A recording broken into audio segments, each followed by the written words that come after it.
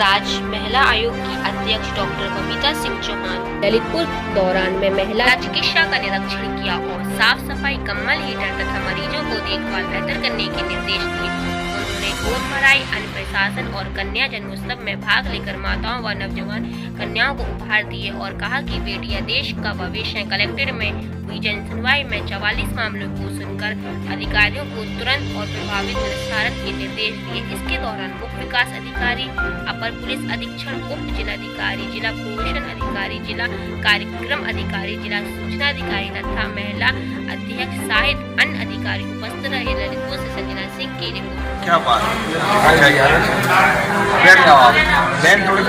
Case हमारे पास लगभग 32 case आए हैं, जिसमें से हम 29 केस अभी तक सुन चुके हैं, बाकी और हैं। तो मैं यही कहूँगी कि बहुत सारे केस हैं, तरह तरह के केस हैं। तो सुनवाई का तो ये है कि जो हम सुनवाई करते हैं, हम चाहते हैं कि हमारे सामने जो केस आए हम तुरंत उसका निस्तारण कराएं। तो वो आपने सारी प्रक्रिया हमारी देखी भी होगी यहाँ कि जो भी जिसको भी जिस तरह से भी न्याय मिल सकता है, जिसकी भी कोई जांच का है या ज़मीन जायदाद से भी उनके हैं, कुछ मार पिटाई के भी हैं, एक बच्ची हो गई है उसका भी है। तो सबके मुझे लगता है कि जितनी भी हमारे पास एप्लीकेशंस आई हैं, हमारा सबका निस्तारण लगभग मुझे लगता है 5-7 दिन में सबका हम निस्तारण हो जाएगा। एक मामले जानना तो चाहते हैं, एक कि किसी महिला का आता है पीड़ित का, तो उसमें उससे गवाही मांगी जाती है, जबकि पीड़ित महिला वो खुद गवाही है, तो पुलिस जब विवेचना करती तो गवाही मांगी जाती है। ऐसे में क्या स्थिति है? नहीं तो हमने बात की ना उनसे कि वो बच्चियों के छेड़छाड़ का मामला है, उन्होंने इसलिए रिपोर्ट दर्ज नहीं की कि उनको कोई गवाही नहीं, मतलब कोई प्रूफ नहीं दे पा रही थी। अब सड़क पर चलती हुई अगर बच्चियों के साथ छेड़छाड़, तो मुझे लगता है कि उसका कोई प्रूफ नहीं है, क्योंकि बच्चियों के लिए यही प्रूफ काफ़ी है कि वो बच्चियों को स्कूल से नोटिस मिला है कि वो स्कूल नहीं जा रही, कि वो इस डर से घर में छोड़ के स्कूल बैठ गई हैं। तो मुझे लगता है कि इससे बड़ी और कोई प्रूफ की जरूरत नहीं है। कह दिया उन्होंने, हमें आश्वस्त किया पुलिस डिपार्टमेंट ने कि भाई वो उस पर कार्रवाई करेंगे। योगी की पुलिस को आप फिर कितने नंबर देंगे? हैं? योगी की पुलिस को फिर आप कितने नंबर देंगी? अगर उन्हें अभी भी आपके फोन का इंतजार है कि नहीं, मेरे फोन का एक मिनट में बताती हूँ। मेरे फोन का इंतजार मैं इसलिए नहीं कह सकती, हो सकता है क्योंकि अभी मेरे साथ जो बैठे हुए हैं यहाँ लोग, कहीं उनके थानों से नहीं है वो चीजें, तो उनके संज्ञान में ही नहीं है। हालांकि मैंने फोन पे बात की है 2-4 लोगों से जहाँ वो मिला है, तो मुझे नहीं लगता है ऐसा बात। या तो कहीं अब जैसा भी है, कहीं एक सफाई कर्मी थी, उनके हस्बैंड के डेथ हो गई है, जो भी है, पर वो नहीं बता पा रही अपनी बात। तो क्योंकि मैं मान सकती हूँ इसमें कि या तो वो अपनी बात को बता नहीं पाई या कुछ सुनने में थोड़ा ऐसा रहा होगा। बाकी वो भी एक सीरियस सा मामला था जिसमें था, अब उसमें कहा गया है कि उसके लड़के को भी नौकरी मिलेगी और उसको भी जो विधवा पेंशन और वो भी दी जाएंगी। तो लेकिन क्योंकि मैंने अभी उसको कहा तो उन्होंने तुरंत उस पर कार्रवाई हो गई। तो मैं ये तो नहीं कहूंगी कि कहीं पुलिस विभाग की कहीं कोई लापरवाही। कई बार ऐसा होता है कि हम समझाने में भी गलती करते हैं और समझा नहीं पाते उन चीजों को। एक मेहरबानी वाला केस आया अभी आपके पास, चोरी का प्रूफ भी उसने महिला ने दिया, व्यक्ति को भी पकड़ा गया। ये मामला सब लोगों के संज्ञान में भी है। उसके बाद पुलिस पकड़ती है, उसको छोड़ भी देती है, उसका 151 भी नहीं किया जाता है कि मान लीजिए उसको बैठाल के पूछताछ की। राइट, बिल्कुल सही बात है। वो बात मुझे थोड़ी कम समझ में आई, क्योंकि वो पुलिस इंस्पेक्टर या सीओ जो भी थे, कौन थे वो, तो वो मुझसे ये कह रहे हैं कि उसमें हमें सबूत दो, जबकि उनको जाना चाहिए बैंक से पैसे निकाले। उस महिला ने बैंक में ही उसका पर्स को काटा, बैंक की जो सीसी कैमरे हैं उसमें उसका फोटो भी आया, सारी चीजें आई। उसके बावजूद भी उन्होंने प्रयास नहीं कर रहे कि वो बैंक में जाकर दुकान से वो बस में बैठती है, वहाँ पे भी वो लड़का सीसीटीवी होती है। तो मुझे लगता है कि वो उस पर कार्रवाई भी होगी। अगर ऐसा है जैसा उसने बताया और जैसा वो कह रहे हैं, तो इसमें बहुत बड़ी लापरवाही। छेड़छाड़ वाले मामले में क्या कहेंगे? छेड़छाड़ मामले में तुरंत कार्रवाई होगी, उसमें लड़कियां स्कूल भी जाएंगी और छेड़ने वाले का कार्रवाई नहीं की, उस पे क्या कार्रवाई होगी? अभी पहले नहीं होगी तो बता देंगे, बाहर की होने दीजिएगा। अभी तक तो नहीं करी। 100% हो गया, हम आ जाए ना, आज से आप दिन जोड़ लीजिएगा, उस पर 100% कार्रवाई। मेरा कहना यह है कि अगर 10 दिन भी उन्होंने इसमें कार्रवाई नहीं करी, हम ऐसा क्यों माने कि नहीं होगी? नहीं हुई।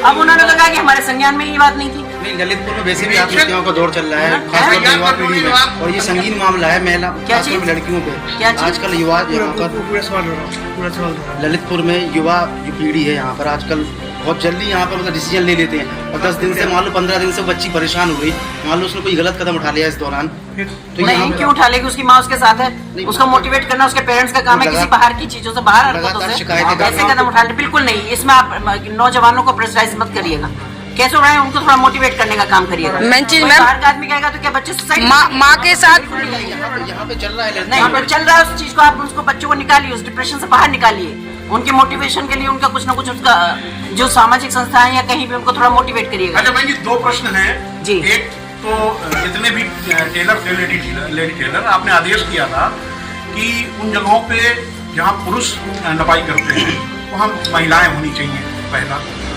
दूसरा, कानपुर में बर्रा थाने का एक प्रकरण आपको याद होगा, वहाँ महिला आयोग की सदस्य ने निरीक्षण कर लिया था थाने का, तो कोई मजिस्ट्रेट हैं जिन्होंने उस पर आपत्ति जताई थी और आपकी सदस्य ने उससे आपकी शिकायत करी थी उस संबंध में, तो इन दोनों में आपने क्या स्टेप उठाया? देखिए हमारी बातें हो गई हैं और दोनों में स्टेप उठ भी चुके हैं, क्योंकि उसमें जो वो तो मेरे आदेश थे पहले थे, और वो एक नहीं था, उसके साथ बहुत सारे 10 आदेश मैंने तब थे, उसमें सब में काम हो रहा है और अच्छे से काम हो रहा है। रहा सवाल हमारी आयोग की सदस्य का, तो वो हमारी आयोग की सदस्य इतनी नई नहीं है, वो बहुत पुरानी नेता है वहाँ की, और उनको पता है कि उनको किस दायरे में रह के काम करना है। हमारे सारे सदस्य ऐसे, उनको पता है उनकी लिमिटेशन क्या है। उसमें कुछ गलतफहमी थी, कुछ मिसअंडरस्टैंडिंग थी, जिसके लिए उन्होंने सॉरी फील किया। जो वहाँ के असिस्टेंट कमिश्नर थे और मेरी वहाँ के कमिश्नर साहब से भी बात हुई है, ऐसा कुछ नहीं है, सारा मामला सुलझ गया है। आपके आयोग की सदस्य हमारे यहाँ भी बैठती हैं, सुनवाई करती हैं, लेकिन उनके हमेशा यही एक कथन होता है कि हमारी कोई सुनता नहीं है। ऐसा नहीं है, वो नहीं कह सकते। अभी बैठी है मैडम, पूछ सकते हैं। कई बार उन बेचारी कदम उठाती हैं, वो सुनते नहीं। वो अपनेपन में कह देती होंगी क्योंकि लोकल है, क्योंकि उनकी शायद उतनी नहीं सुनी जाती होगी, बट लेकिन मैं आज सारे अधिकारी यहाँ बैठे हुए हैं कि अगर मेरी आयोग की अध्यक्ष यहाँ बैठी उनकी सुनवाई के दौरान अधिकारी अनुपस्थित रहते हैं, अधिकारी सुनते नहीं है, और इनके स्वयं के स्टेटमेंट है कि हम क्या करें, हमारे कोई सुनते ही नहीं है। नहीं ऐसी बात आपकी नहीं। महिला सदस्य उदारवादी हैं, इसलिए वो शिकायतों पर गौर तो करती हैं, अधिकारी गौर नहीं करते। उदारवादी है लेकिन काम करने में बहुत कर्मठ है और सारे काम करवा के लेके जाती है, कोई चीज ऐसी नहीं होती। नहीं, यहाँ तक इन्होंने कहा कि हम अपने अध्यक्ष से शिकायत करेंगे।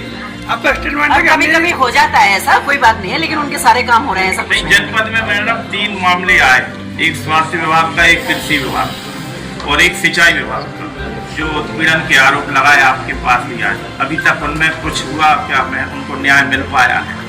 तीनों में न्याय नहीं दिला पाई आप, बताइए मैम। सक्रिय है। दूसरी बात, किसमें स्थानीय कमेटी द्वारा और संबंधित विभाग के विभागाध्यक्ष को आवश्यक कार्रवाई। ये आ जाए हैं क्या तीनों केस? नहीं आए तो इसमें क्या कार्रवाई हुई है? तो कब लिख दिया गया आपने? वहाँ से रिपोर्ट आ गई थी? वो विभाग के अधीन, लेकिन मेरे संज्ञान में नहीं है। अगर ऐसी कोई बात होगी तो उसमें तुरंत कार्रवाई की मैडम जाए। दूसरी बात, स्टेशन क्षेत्र का भी एक मामला है, होटल में लेवा जाकर वहाँ उसके साथ दुष्कर्म किया गया, तो क्या सीओ साहब भी है, पुलिस की कोई रिपोर्ट है, निरीक्षण रिपोर्ट, क्या वहाँ की होटलों की कभी निरीक्षण किया गया? स्टेशन क्षेत्र की होटलों के वहाँ के 1-2 मामले आ चुके, उसके बावजूद वहाँ निरीक्षण अभी तक सिंगल रूम में रहती हैं, चाहे वो लड़की हो चाहे महिला हो, और अपने परिवार का भरण पोषण करती हैं बच्चों के साथ, तो आप महिला आयोग की अध्यक्ष, उनको मोटिवेशन के तौर पर क्या संदेश है सुरक्षा के साथ? तो किस तरह देखिए, आज अगर मैं उत्तर प्रदेश की बात करूं तो उत्तर प्रदेश बहुत सुरक्षित हाथों में है।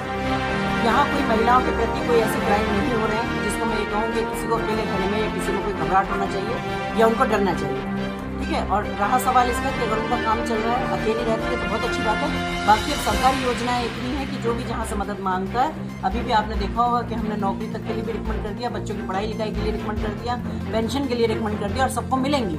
और अगर किसी को भी कोई ज़रूरत है तो थोड़ी सी जानकारी लें, यहाँ के अधिकारियों से मिलें, और मिलकर जब उनसे बात करेंगे तो निश्चित रूप से उनकी मदद करें। बाकी रहा सवाल सुरक्षा का, तो आज उत्तर प्रदेश में हर महिला सुरक्षित है। थोड़ा अपना ध्यान रखें, थोड़ा अपने आपको जागरूक करें।